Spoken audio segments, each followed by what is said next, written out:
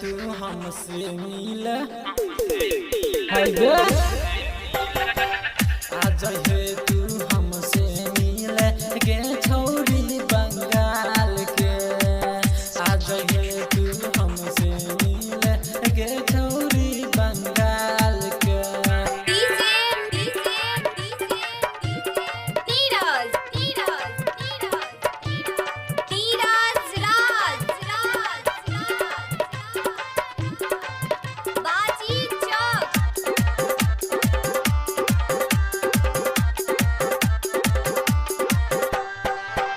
होठवा के लाली तुहार सिमरा के फूल लगे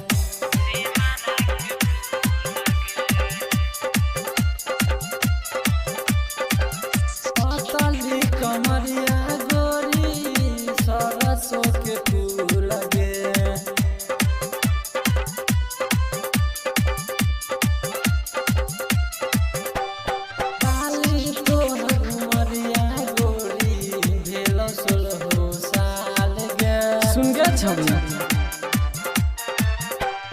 बाली तो हर मरिया गोरी भेलो 16 साल गे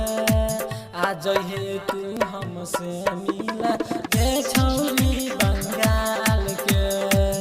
आज हे तू हमसे मिल गे छोरी बंगाल के सुन आज हे तू हमसे मिल गे छोरी बंगाल के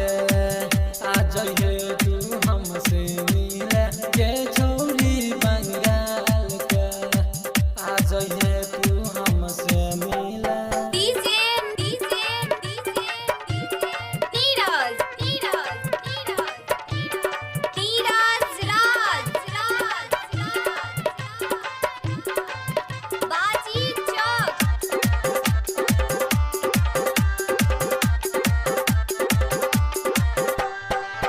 चंदन के जान गोरी होठवा गुलाल गे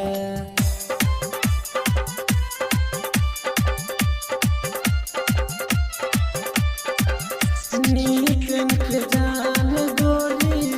होठवा गुलाल गे बुझाई छ गे